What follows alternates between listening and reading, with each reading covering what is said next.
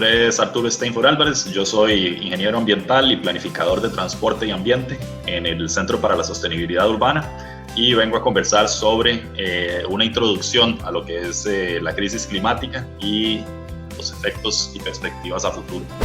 Como les decía, vengo a realizar una breve introducción a lo que es la crisis climática, empezando desde los conceptos básicos hasta los distintos impactos que esta tiene, cuál es la situación mundial a nivel de Costa Rica para actuar contra la crisis climática, ver un poco cómo se relaciona esto también con la actual pandemia de COVID-19 y los aprendizajes y visión a futuro que podría salir de ahí para cerrar con unas breves conclusiones.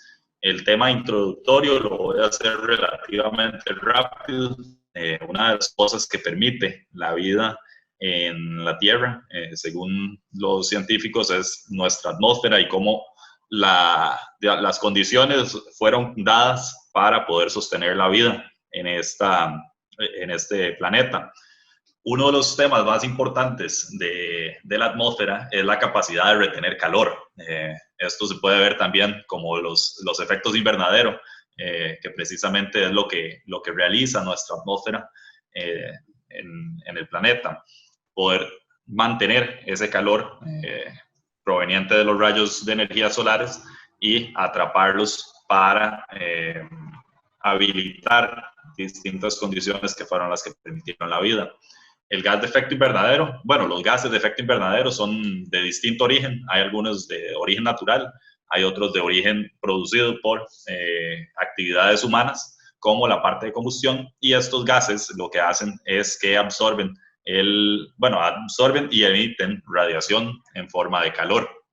Entre los distintos gases que componen nuestra atmósfera, la mayoría está compuesta por nitrógeno, el oxígeno es el segundo más importante, y luego ya algunos, los que ya se consideran gases de efecto invernadero, como lo son el dióxido de carbono, el metano, el óxido nitroso, el dióxido de azufre, estos ya vienen a lograr retener parte de ese calor y emitirlo de vuelta a la Tierra.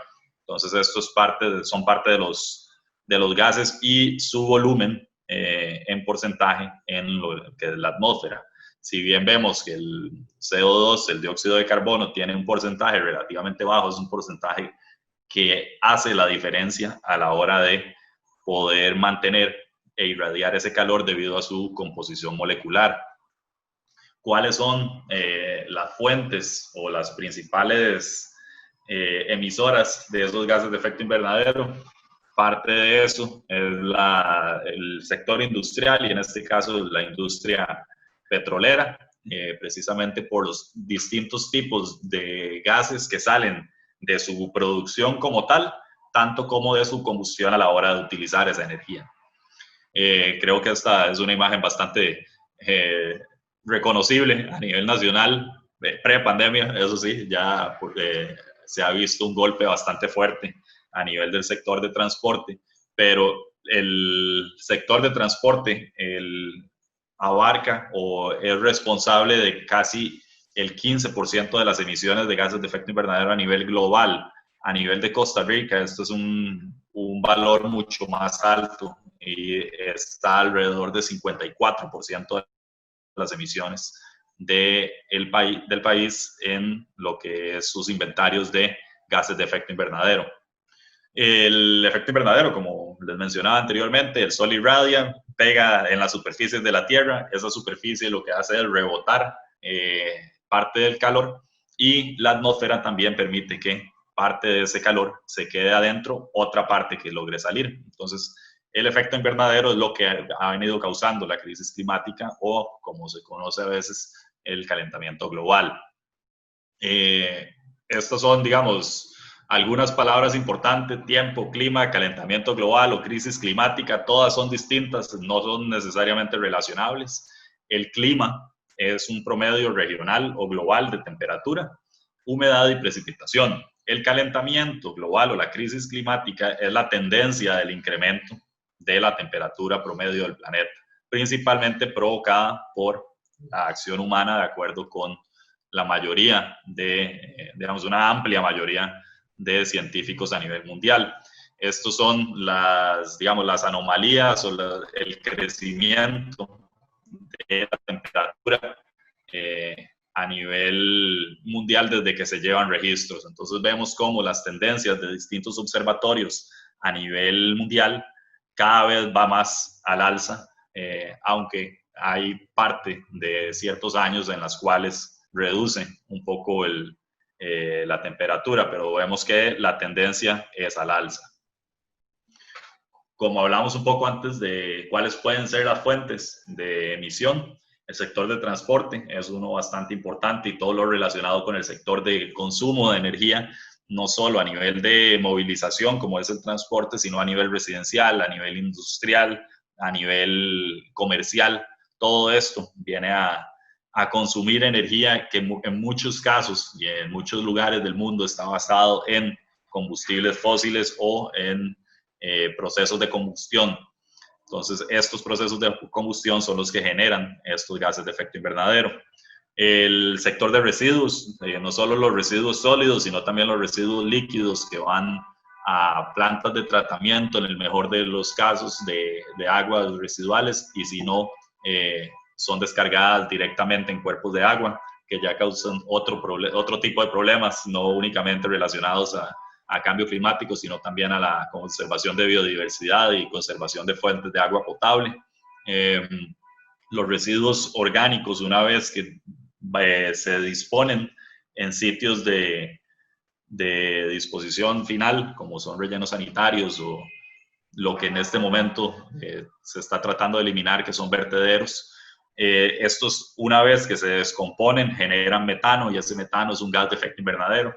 A nivel de, si se hace quema, de nuevo, todo proceso de combustión libera CO2, dióxido de carbono a la atmósfera, que es otro de los gases de efecto invernadero más importantes. Entonces, vemos que estos tres sectores son algunos de estos que son fuentes de emisión. A nivel industrial, de nuevo, los procesos digamos, industriales, no solo a nivel de producción de combustibles y demás, sino también, por ejemplo, a nivel de refrigerantes para los aires acondicionados y distintas otras funciones que tienen. Algunos de estos tienen un potencial de calentamiento global, que es cuánto puede o cuánto permite mantener de calor ese compuesto. Tienen unos valores bastante altos. A nivel de agricultura, igualmente. Y la ganadería, por ejemplo, de bovinos que emite metano directamente, además de demás compuestos o demás fases del proceso relacionadas con el uso de suelo, el consumo de energía y el consumo de agua también, que es un gran problema en estos sectores. ¿Cómo se miden las emisiones? Digamos, el Instituto Meteorológico Nacional tiene y publica esta guía de factores de gases de efecto invernadero todos los años, en los cuales se ven distintas áreas, estas siendo 4 de las principales que mencionábamos, y para cada una de esas áreas tiene un factor de emisión. El factor de emisión es cuántos kilos de CO2 o cuántos kilos de determinado gas de efecto invernadero se emite por unidad de producción. Entonces, por ejemplo, en el caso de los vehículos, este 2.231 es el valor de el factor de emisión para la gasolina, por ejemplo. Entonces, tenemos que se emiten 2.231 kilogramos de CO2 por cada litro de gasolina. Entonces, si tengo 30 litros, lo multiplico por este valor y me da los 67 kilogramos de CO2. Y así se van calculando los distintos valores para conformar el inventario de gases de efecto invernadero. Parte, digamos, de la ciencia detrás de los gases de efecto invernadero es también cómo poder compensarlos o cómo poder extraerlos de la atmósfera hacia otros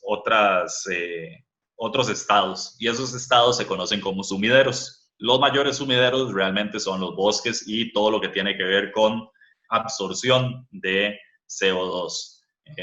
los distintos tipos de flora. Entonces, ahí es donde entramos ya a hablar de carbono neutralidad, que es un tema bastante resonante a nivel de Costa Rica, al menos, y mucho más ahora a nivel mundial debido a los acuerdos de París desde el 2015, en los cuales la carbono neutralidad significa que todo lo que yo emita se pueda reducir o compensar para que me den cero emisiones. Entonces, es una ecuación matemática sencilla donde todo lo que yo emita lo tengo que reducir, la mayor parte, y lo que no puedo reducir lo compenso mediante la parte de sumideros que hablaba anteriormente, para que me dé cero emisiones. Entonces, cuando yo llego a cero emisiones, llego a ser carbono neutral.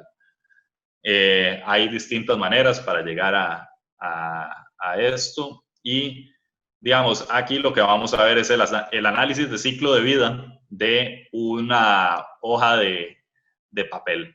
Entonces, podemos ver que la primera fase es la fase de siembra, bueno, de siembra y corta de ese vehículo, que esa corta requiere energía. Ahí es donde podemos ver el tanquecito. Luego, poder transportar desde donde talé ese árbol hasta el sitio industrial. En ese sitio industrial requiero energía y combustible. A nivel de, una vez que ya tengo el producto, lo tengo que transportar a un puerto o algún sitio de distribución para enviarlo de un país a otro, que eso requiere energía. Luego, una vez que salió de ese puerto o de ese sitio de distribución, poder llevarlo a un almacén. De ese almacén poder llevarlo al comercio y de ese comercio poder llevarlo al hogar. Entonces, en todas estas etapas se requiere energía que genera gases de efecto invernadero. Y no solo eso, sino también en varias fases de este proceso se va a requerir mucha agua o muchísima agua, como lo es en el caso de la producción de papel. El uso de químicos, uso de energía y todos estos pueden tener ese impacto para lo que es la emisión de gases de efecto invernadero. Y sin dejar de lado que todos estos procesos que estamos viendo en la pantalla generan algún tipo de residuo, que ese residuo igualmente debe ser llevado a algún sitio de disposición final y en este caso también se requiere energía. Entonces vemos que todo este proceso genera gases de efecto invernadero y que precisamente es parte de lo que tenemos que ir repensando a futuro para poder solucionar o por lo menos aminorar los impactos que nos puede llegar a causar la crisis climática, que es lo que vamos a ver a continuación.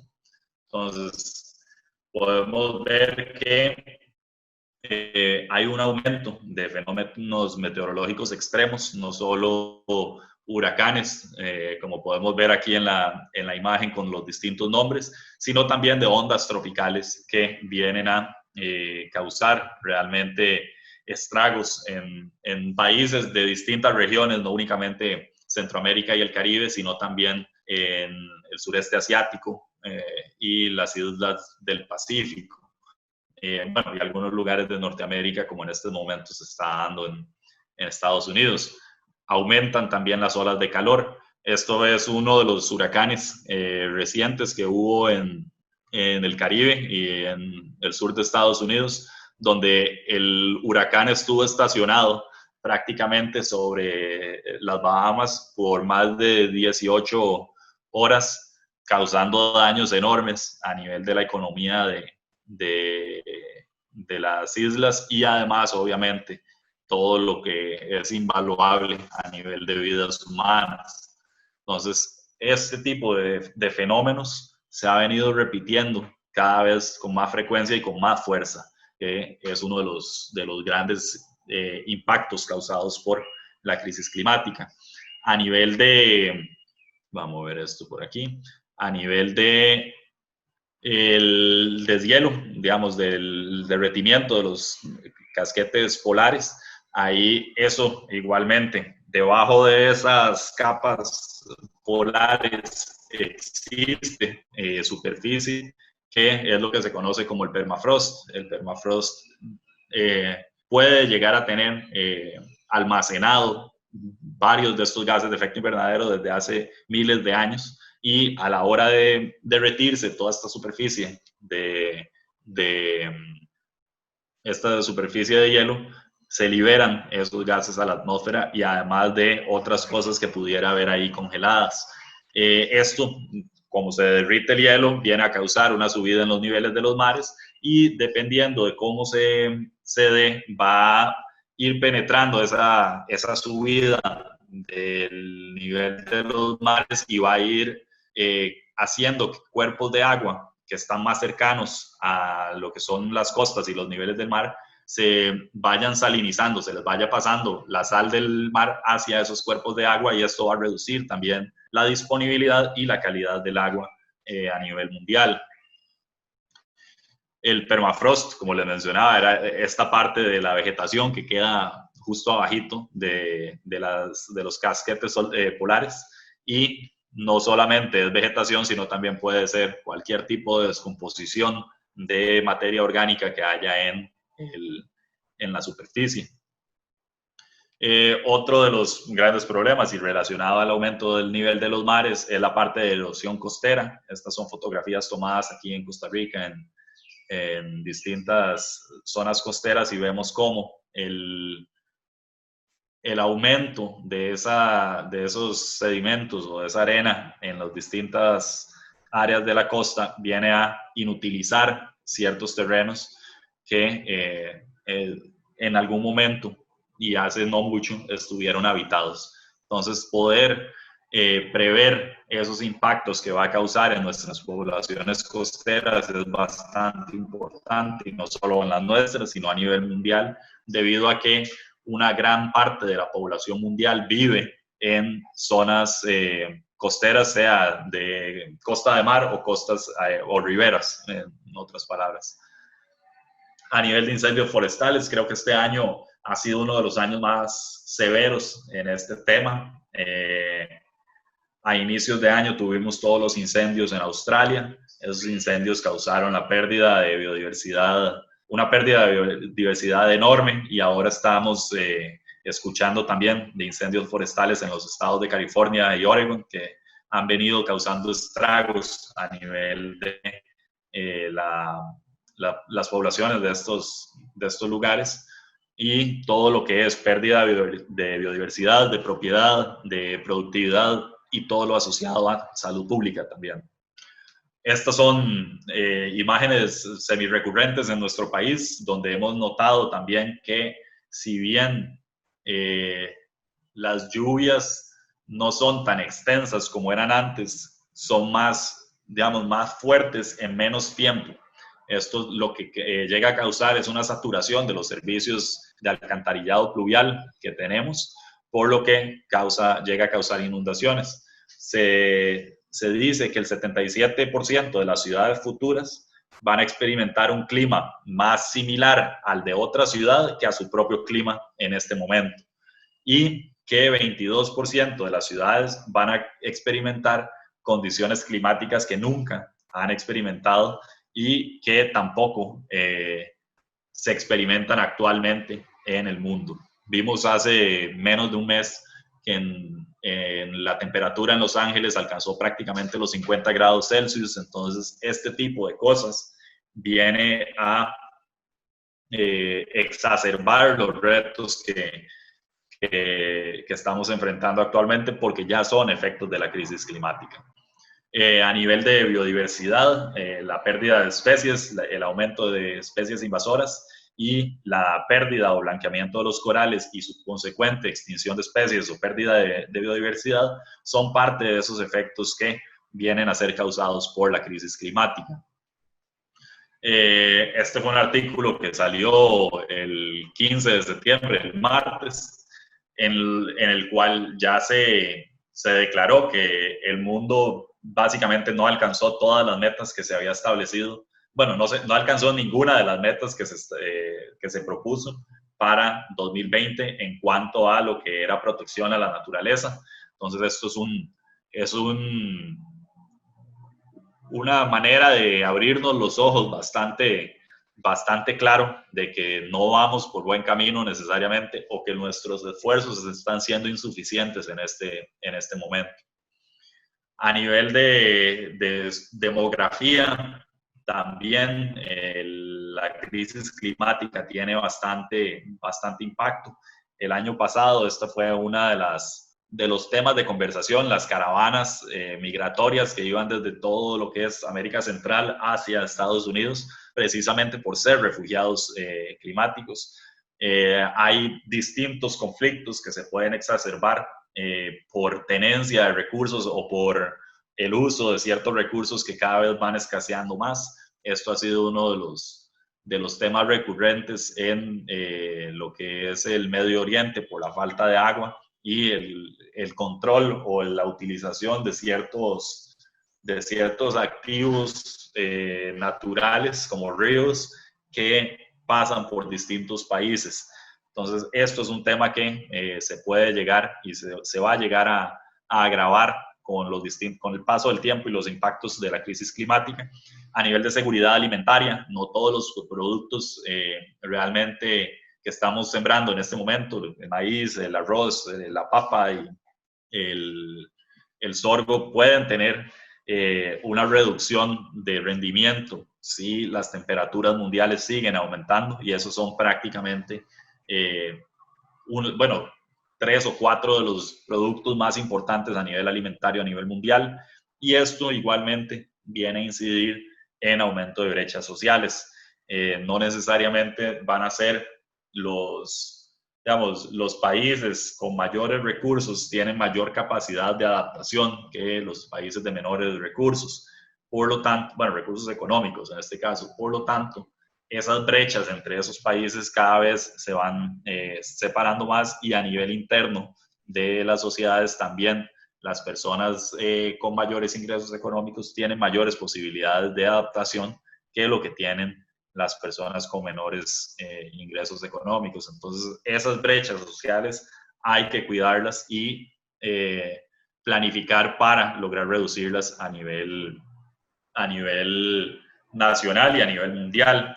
Por lo tanto, debe haber esfuerzos coordinados desde los distintos entes gubernamentales y los entes ya más regionales para evitar que esta situación se dé, que no caiga el peso de la crisis climática sobre las personas con menores o las personas más vulnerables en este momento.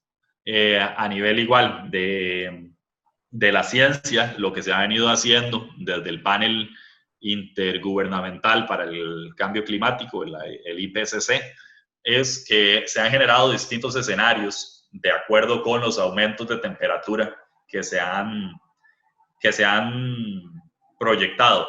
Sin embargo, se ha acordado que lo máximo para poder sostener la vida como conocemos, que pueda aumentar esta temperatura, es 1.5 grados de acuerdo con los niveles preindustriales. Entonces, ahí es donde hemos visto, y aquí voy a ver cómo activar este GIF, las líneas al interior es cómo ha ido aumentando la temperatura. Vamos a ver cómo a partir del periodo de posguerra empieza a aumentar aún más fuerte este aumento, llegando prácticamente ya a los 1.5 grados Celsius a partir de los años 1850, que es cuando se empezaron a registrar las temperaturas. Entonces vemos cómo la actividad humana a partir de esos años ha venido a contribuirse seriamente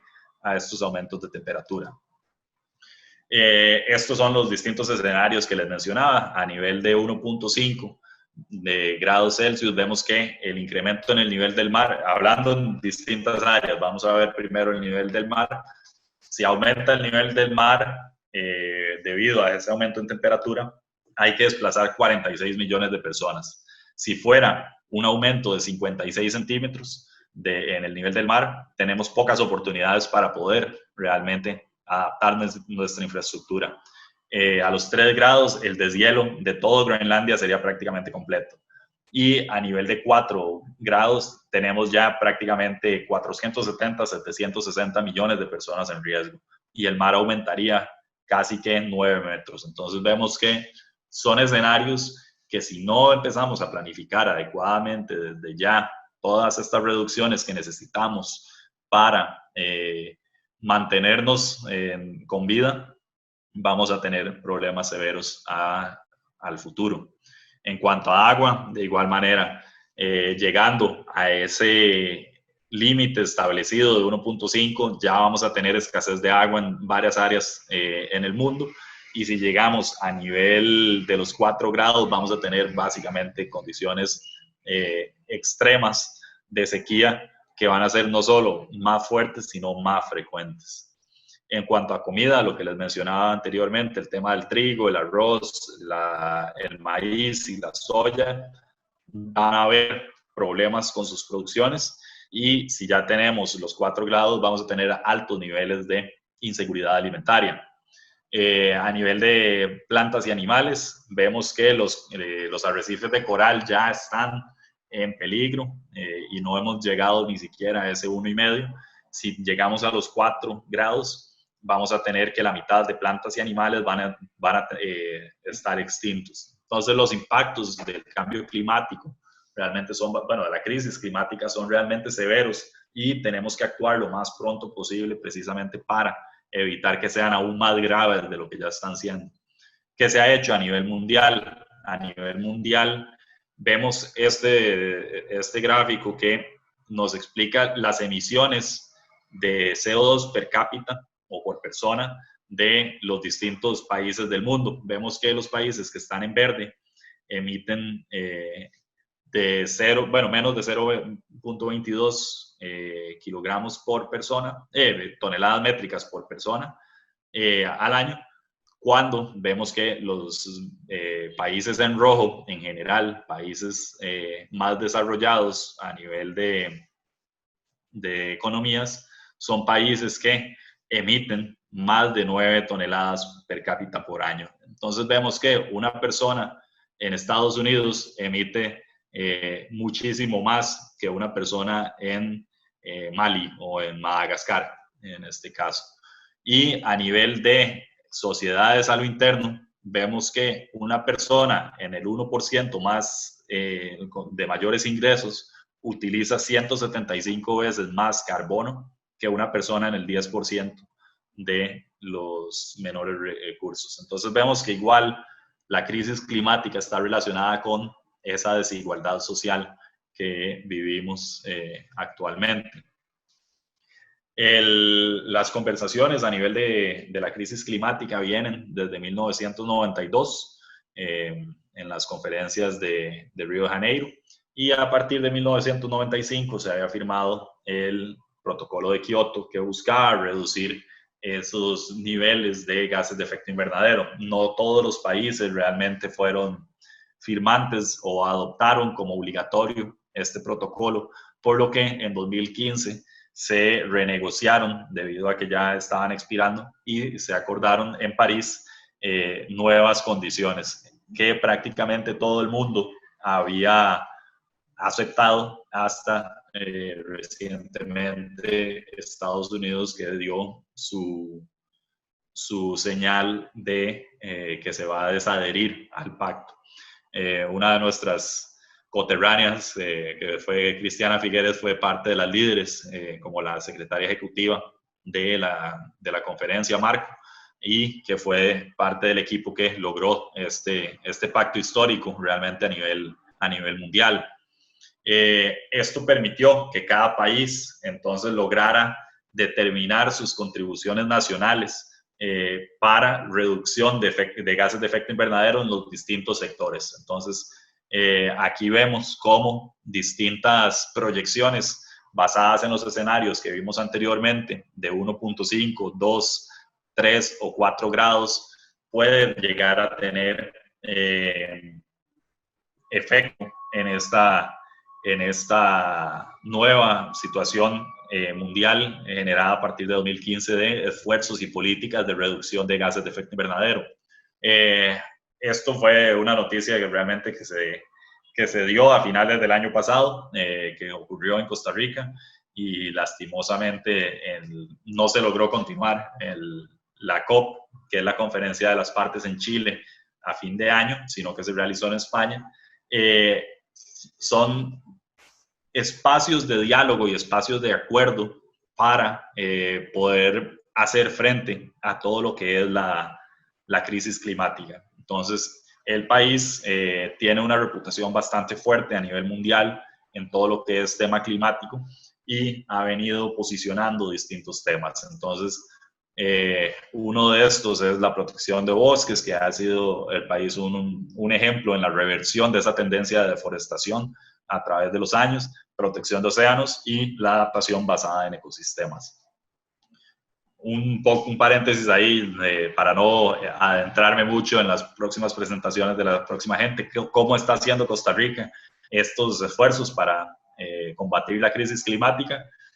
Ha venido generando distintos esfuerzos en dos líneas, la parte de mitigación, que es cómo logro yo reducir los gases de efecto invernadero, y la parte de adaptación, que es cómo hago yo para que toda mi infraestructura y todos mis servicios realmente estén protegidos o por lo menos estén diseñados para reducir los riesgos de aumentos en temperatura, de sequías, de inundaciones o de aumento en el nivel de los mares. Esos son como conceptos importantes que dejamos ahí rápidamente para poder entender lo que viene adelante.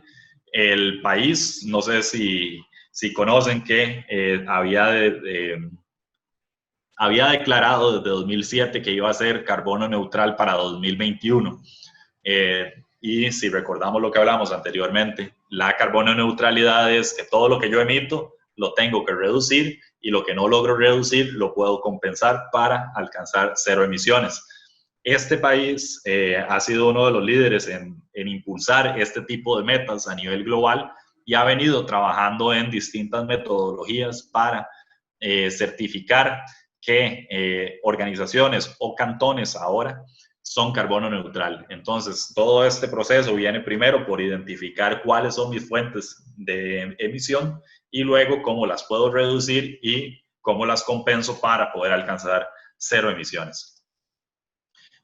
A nivel de Costa Rica, las metas de reducción de emisiones es lograr reducir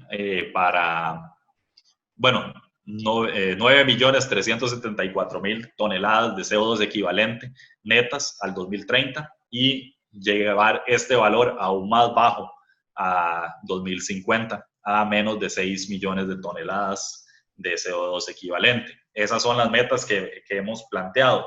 ¿Cómo las vamos a alcanzar? Es parte de lo que se establece en el Plan Nacional de Descarbonización 2018-2050, en el cual el país hace un barrido de sus mayores fuentes de emisión y plantea distintas medidas para reducir las emisiones de esos sectores.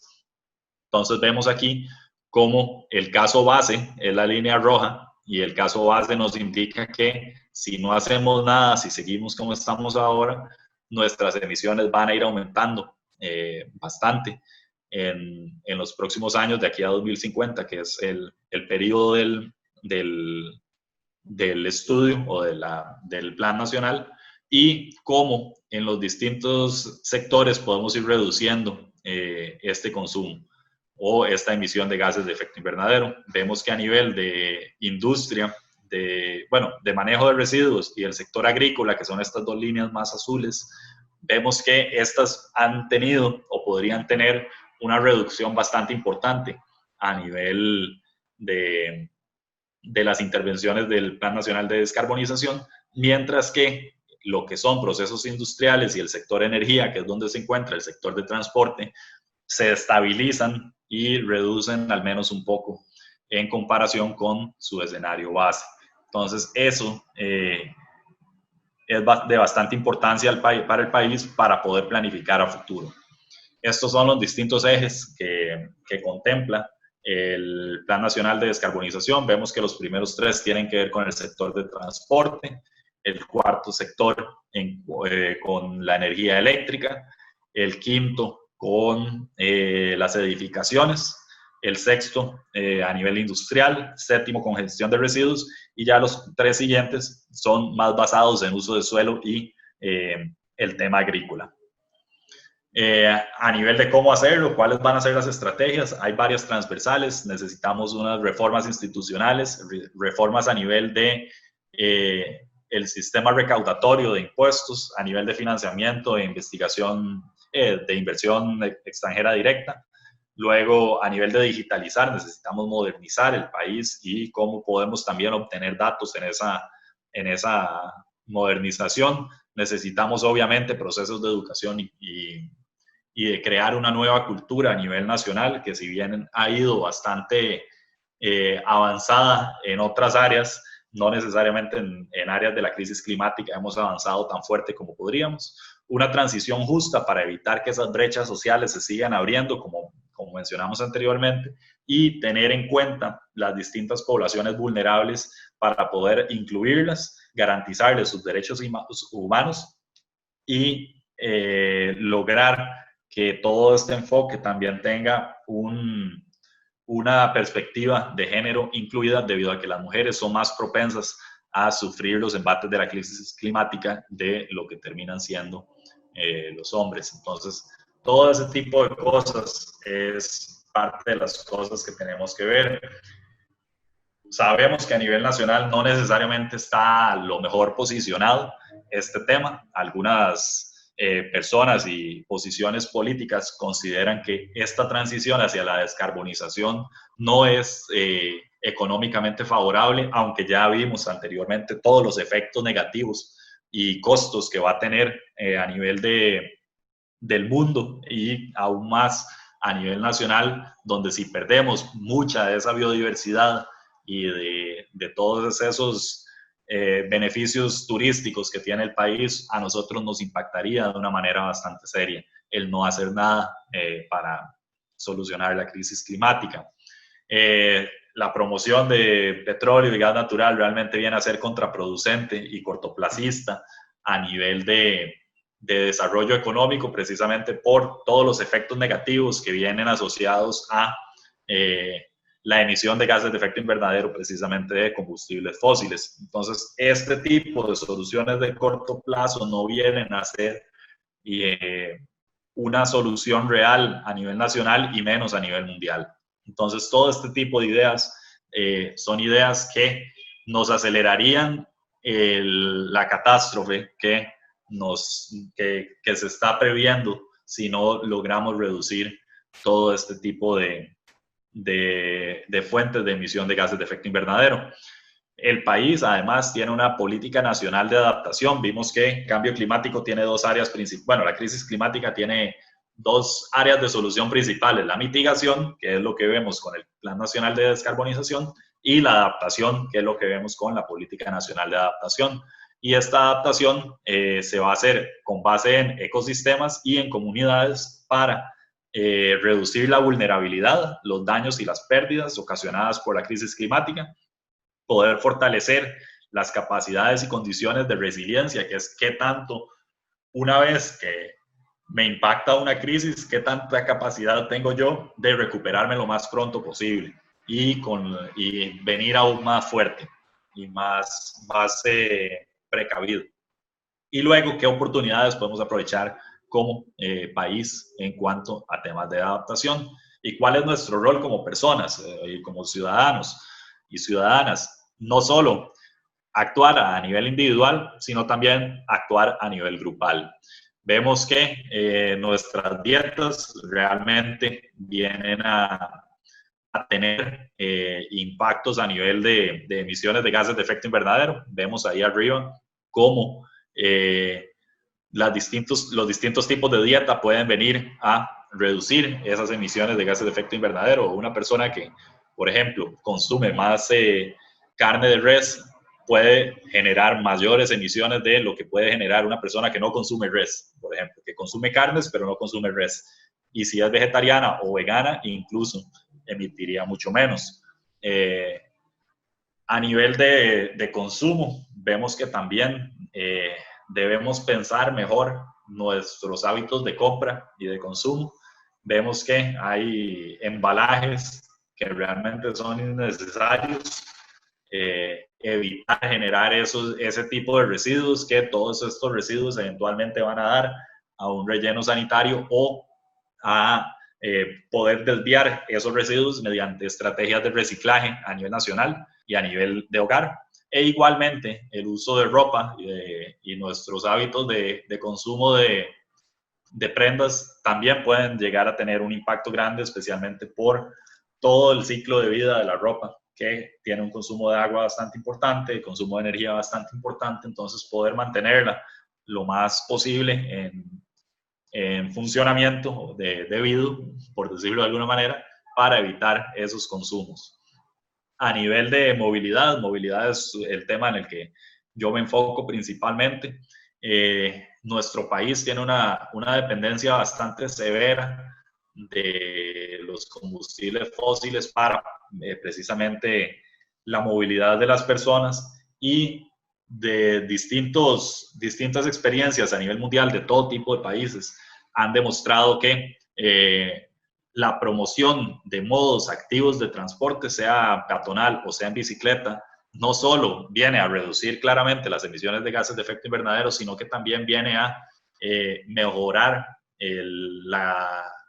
digamos, el desarrollo económico de esos países, precisamente por poder activar más sectores comerciales, la reducción de gastos en salud pública y otro montón de actividades que vienen de cómo nos movemos nosotros y hacia qué es lo que planificamos nosotros.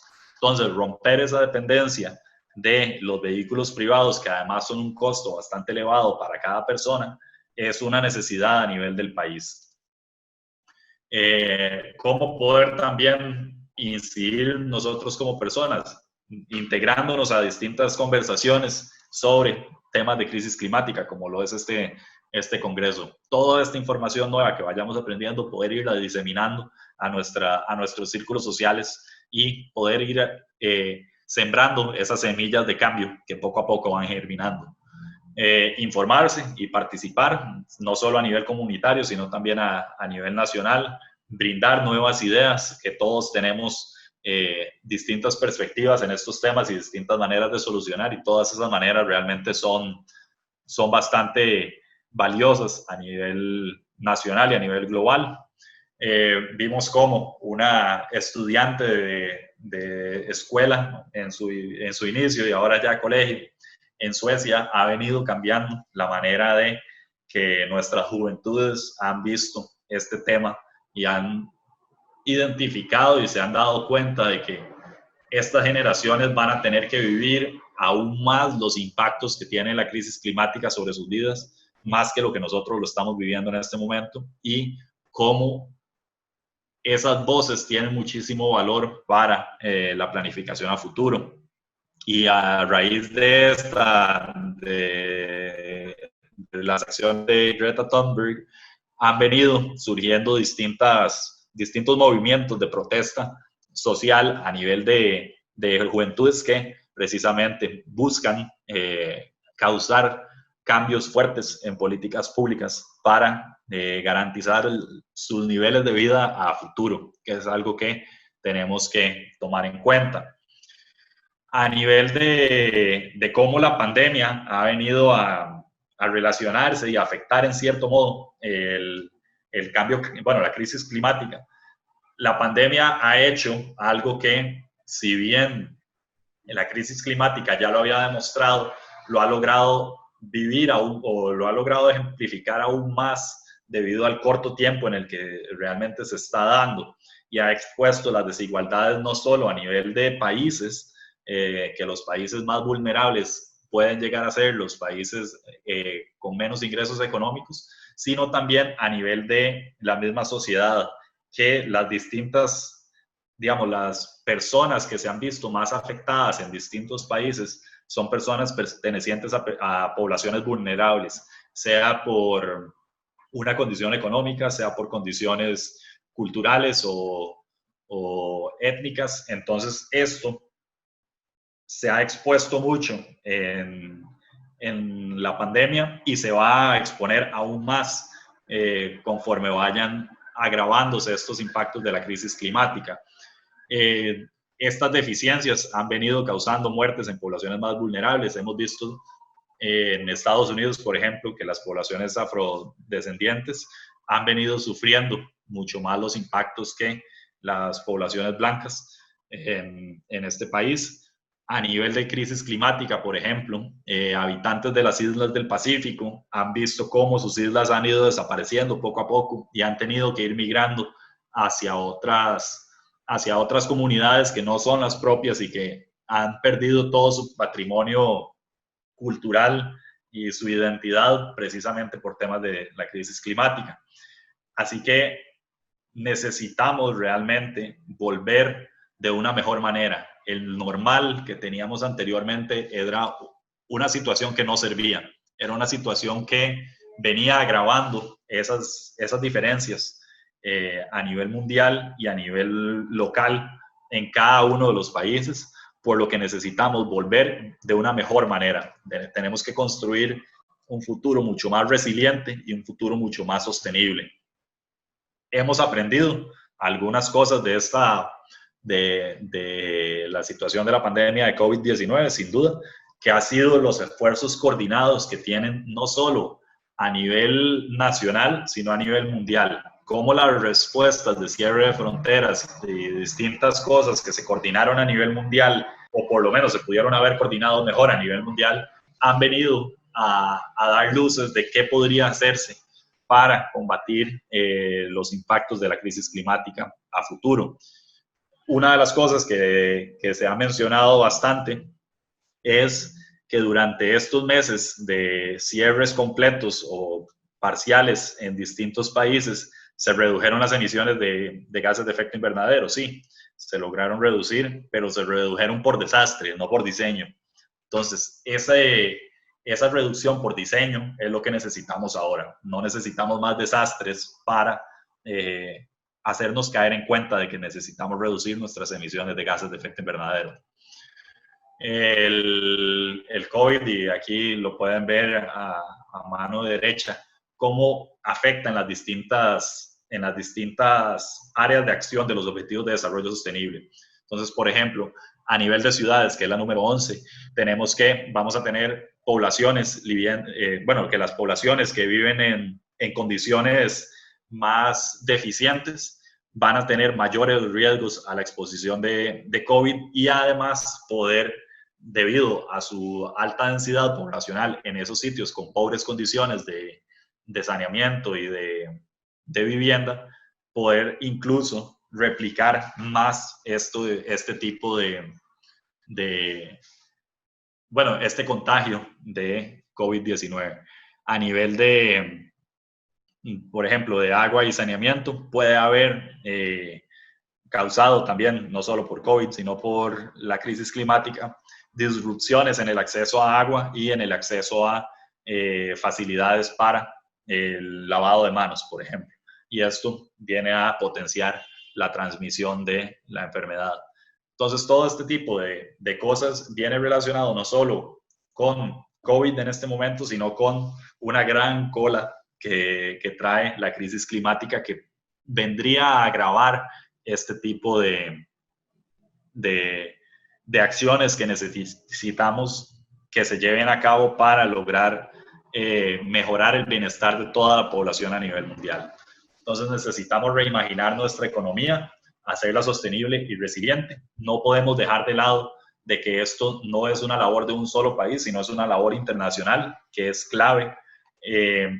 No hay una panacea, no hay una cura como, por ejemplo, para el COVID estamos a la espera de una vacuna. A nivel de la crisis climática no tenemos una solución única, son múltiples soluciones que se tienen que ir desplegando al mismo tiempo para poder alcanzar esa solución y pensar a largo plazo. No podemos estar atrapados en el corto plazo, como en el país se ha mencionado de la explotación de petróleo y de gas. Ese tipo de soluciones no son soluciones a largo plazo y lo que vienen es a agravar nuestras condiciones. Entonces, esta es una caricatura de cómo realmente ha venido comportándose el mundo desde hace varios años y más de 30, que ya casi que que ya alcanzamos 30 años desde que se comenzó a hablar seriamente de cambio climático a nivel mundial. Tenemos que dejar de pensar esto, tenemos que dejar de pensar de que todo está bien cuando realmente no lo está y necesitamos acciones fuertes y rápidas en este momento. Así que, como manera de cierre, los objetivos de desarrollo sostenible son parte de estos esfuerzos a nivel mundial que nos van a dar una dirección hacia un mejor futuro. Ya estamos sufriendo los embates de la crisis climática, ya estamos viendo esos impactos no solo a nivel de países más en el extremo, como lo mencionaba anteriormente, de las islas del Pacífico, sino a nivel nacional, ya estamos en este punto. Necesitamos una acción inmediata, coordinada y a gran escala, que esto es algo que precisamente los objetivos de desarrollo sostenible nos han logrado dar, esa gran escala que se aplique en todo el mundo. Hemos podido aprender cosas de COVID-19 sobre cooperación y sobre intercambio de información y sobre cómo hacer nuevas inversiones en cosas que realmente queremos promover, por ejemplo, en este caso, el tema de las vacunas. Sin embargo, necesitamos eso a nivel global y a nivel de transformación para lo que es la crisis climática. Y son grandes cambios que tienen que suceder no solo a nivel de consumo, nosotros como individuos, sino también a nivel de producción, que es lo que se nos ofrece para poder sostener en este momento los impactos negativos y a nivel futuro poder mejorar nuestras condiciones y nuestras capacidades de vivir en una sociedad y en un mundo más sostenible y más resiliente. Entonces, con eso concluyo. Muchísimas gracias por la atención y espero que les haya sido de utilidad.